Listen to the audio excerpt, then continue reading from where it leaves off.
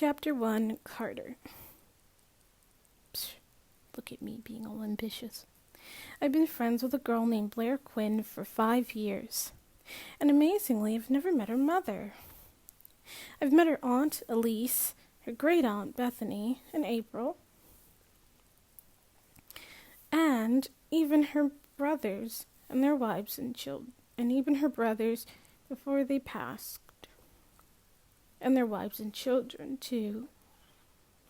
I could never imagine my mother getting up and leaving for extended periods of time, but whenever Blair heard the news that her mother was, in fact, staying wherever she was a little longer, she never batted an eyelash.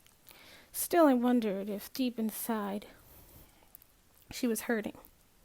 Sighing, I raised my fist and knocked 3 times on the window. Thick black curtains were drawn, even though it was a beautiful day out. Looking at them always made me sad. I felt as though everyone inside must have been a prisoner. "Hey, Blondie!" Startled, I jumped. Blair was standing right behind me. I wondered how long she had been standing there.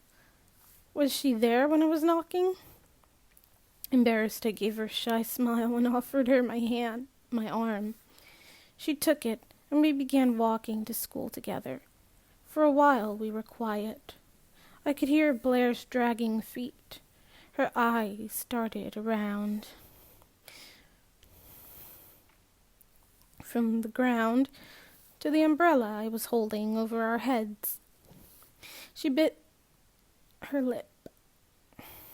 Sometimes she would open her mouth and then close it again after giving me an uncertain sideways glance. Once we were a block away, I stopped her. "What's wrong?" Well, normally she denied me an answer until she felt ready. Today she immediately came forth. I was surprised. Blair was usually one to keep the controlled act until the last moment. "I don't think I can do track this year," she muttered. But I didn't hear her. I must not have heard her. "Huh?" I shook my head. "I'm not doing track," she snapped, continuing to walk. She took long strides, so I increased my speed too. "Why? Why not? You always do track. It's our thing." "My mom doesn't want me to," she said bitterly. "While she was away in California this summer, she met a man. She says that she's in love, so bye-bye track." "What's marriage got to do with...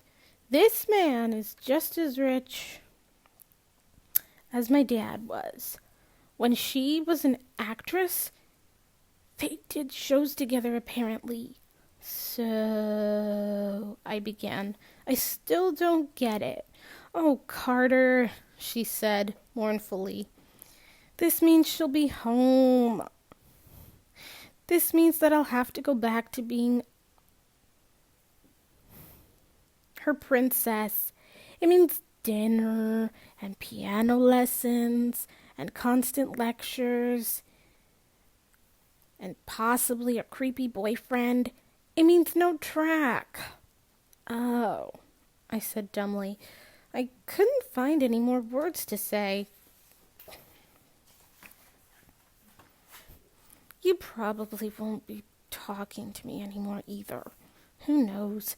She could switch my school." We were right outside the gates when I yanked her to another stop. "Don't say that, Bea," I ordered. "Why would everything change just because of a dude? She can't just take you out. She can do whatever she wants. She does have leftover money. And it's my mom, Carter. She doesn't care about what I think. I just hope she doesn't do any of those things. Otherwise, I should just start saying goodbye now." I felt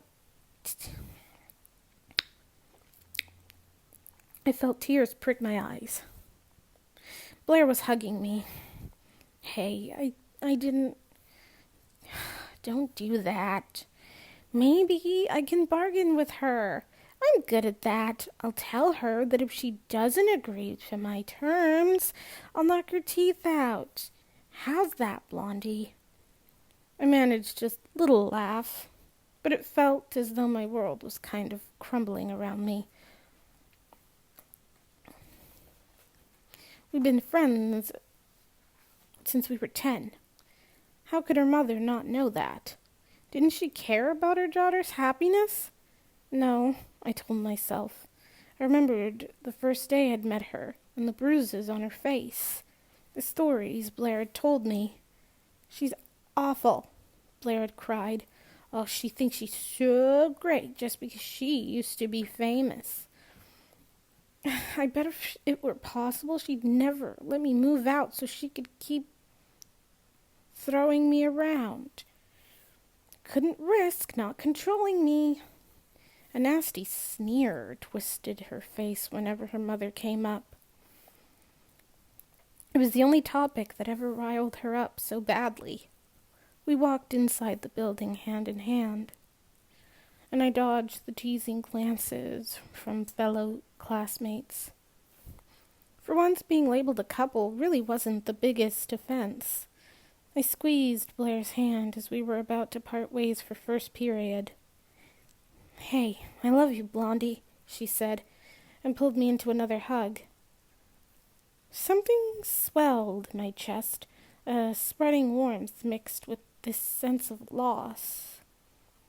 And suddenly Blair had pecked the corner of my mouth and slipped from my embrace.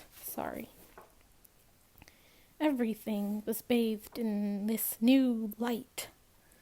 I heard distant whistles from some of the boys, and clapping. Michael Collins, another friend of mine, excitedly pumped his fists in the air, and some girls squealed. But I could only think about Blair's face as she left. She looked as if this was her last gift to me. What had she said earlier? Otherwise, I should start saying goodbye now.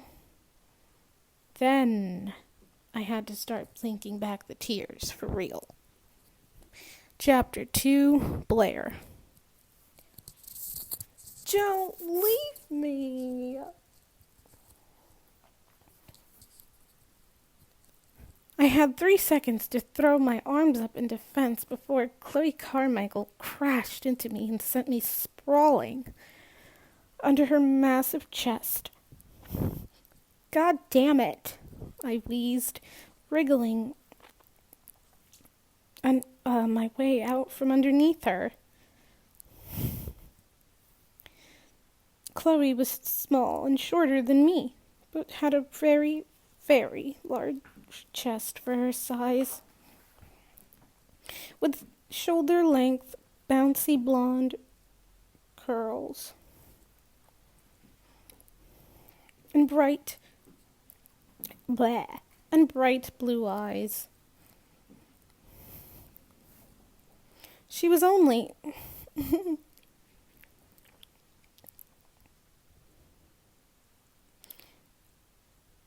what did I write here? La, la, la, la, la.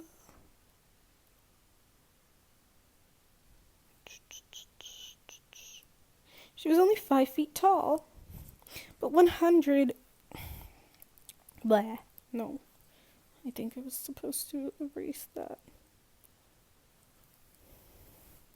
She was only 5 feet tall, but all the force that went into her sprinting included muscle. Being crushed by her anyway was a sort of heaven and hell. Heaven because Chloe always had nice curves anyway. She was pretty. I wasn't going to deny that. When I was younger, I believed that spending more time with her would mean that I would turn out like that. No such luck. The hell part was because, well, Chloe's chest. And my face. When you're a skinny little thing like me, it's just not going to go together. Once on my feet, I reached down and yanked her up, then snatched my arm back, scowling. "Please try not to do that again," I snapped. We were heading down we were turning down the hallway toward music class. "Sorry, but Michael and Lorelai said that you were leaving?" "No," I cried, bewildered. How had they known already? Had Carter freaked out and mixed up the details? "I'm not," I insisted, when Chloe still was regarding me with uncertainty. "Not yet. My mom is getting married. Well, my mom might be getting married, and I said that she might make me leave for a different school, but it's not definite." "Oh." Her shoulders relaxed. "Who told you anyway?" I asked, just as we were slipping in through the door. Most of the class was already seated. Chloe's pale skin flushed with embarrassment, but I easily slid into my chair, the beginnings of an annoying smirk curling my lips. Curling my full lips. "Michael," Chloe mouthed, moving away to the back of the to the front of the class. Once music had been a joy. I loved melodies and instruments, and still did. I wanted to soak up everything about it. That is, until my mother hired a piano teacher. We practiced so much that music and playing just started to feel like a job and a chore. On that day, I learned 2 things. 1, never share my interests with my mother. 2, I hate the piano. It just wasn't very portable. During class, I rested my head on my arms and drifted in and out of sleep. Used to it by now. The teacher, Mr. Kessler, let me be, oddly enough. In a daze,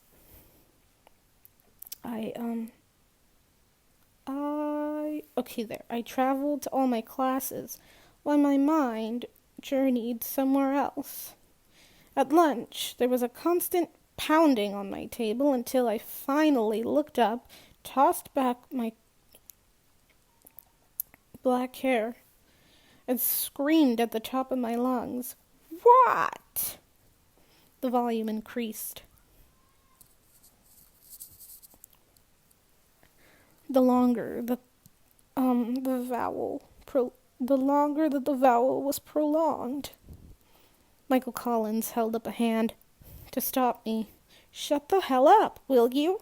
he said. "Screw you, Collins. Anyway, what do you want? I'm sleepy." "If you're leaving soon, we want to talk to you before you do. Can't have our last memories being bad." I put my head back down. "Really?" Michael huffed. Then Lorelai spoke in her nice, gentle voice.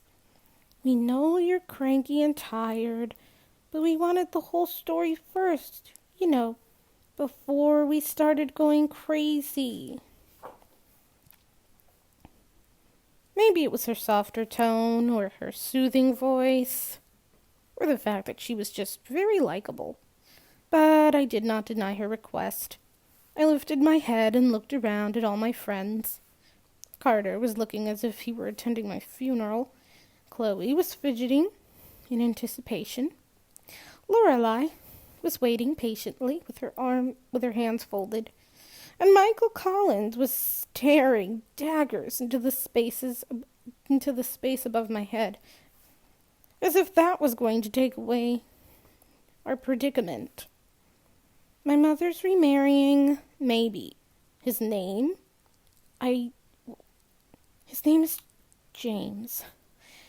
I don't know much about him, except that he knows my father from way back. That's not what I wanted to talk about. Michael piped up. That's great and all, but, why did you kiss Carter like that? I didn't know you guys were a thing. I'd been halted in my tracks. Only these group of people knew how to surprise me, how to unnerve me. The gears in my brain stuttered.